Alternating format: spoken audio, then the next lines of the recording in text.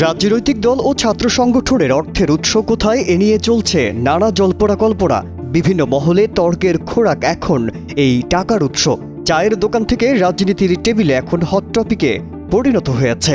এই বাহাসের শেষ কোথায়? তাদের টাকার যোগান দিচ্ছে কারা? গোপন উৎসের অর্থে দলের কর্মকাণ্ড পরিচালিত হলেও তার নাম প্রকাশ করা হচ্ছে না। অর্থের বিনিময়ে সংশ্লিষ্ট ব্যক্তি বা প্রতিষ্ঠানকে কী ধরনের সুবিধা দেয়া হয় তা থেকে যাচ্ছে পর্দার আড়ালে।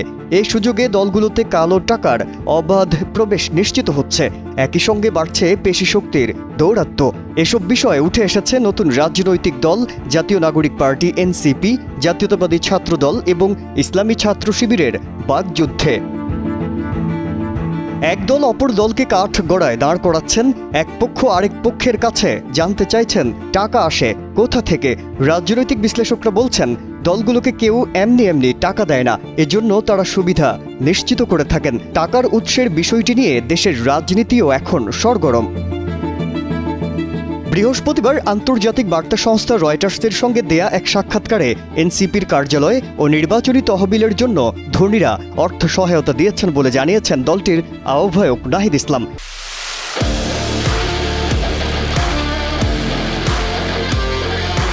এর পরপরই চাপা পড়ে যাওয়া ইস্যুটির পালে নতুন করে হাওয়া লেগেছে। বিভিন্ন দল ও সহযোগী সংগঠনগুলো এ নিয়ে আওয়াজ তুলেছে। এনসিপির অর্থদাতা কারা তা জানতে চান বিএনপির ছাত্র সংগঠন জাতীয়তাবাদী ছাত্র দলের সাধারণ সম্পাদক নাসির উদ্দিন নাসির। একই সঙ্গে তিনি ইসলামী ছাত্র শিবিরের টাকার উৎস নিয়েও প্রশ্ন তোলেন। জবাবে ইসলামী ছাত্র শিবিরের সেক্রেটারি জেনারেল নুরুল ইসলাম সাদ্দাম ছাত্রদল নেতাদের উদ্দেশ্যে পাল্টা প্রশ্ন রাখেন। তিনি বলেন, আমাদের টাকা কোথা থেকে খাত আছে, যা আমরা আগেও উল্লেখ করেছি, এখনও করছি। ছাত্রদলের সাধারণ সম্পাদক নাসির উদ্দিন নাসির গণমাধ্যমে বলেন, ছাত্রদল, ছাত্র শিবির কিংবা অন্যান্য ছাত্র সংগঠন যারা আছে তাদের মধ্যে এক ধরনের প্রতিযোগিতা আছে, থাকবেও। কিন্তু ছাত্র শিবির ঢাকা বিশ্ববিদ্যালয় সহ বিভিন্ন জায়গায় তাদের কর্মসূচি পালনের সময় যে বিপুল পরিমাণ টাকা খরচ করে তা এক কথায় নজিরবিহীন। জাতীয় নাগরিক পার্টির যুগ্ম সদস্য সচিব মুশফিকুস সালিহিন গণমাধ্যমে বলেন, দলের আর্থিক বিষয় নিয়ে সমালোচনাগুলো ইতিবাচকভাবে দেখা হচ্ছে। 5 আগস্টের আগে এই ধরনের সমালোচনা ছিল না।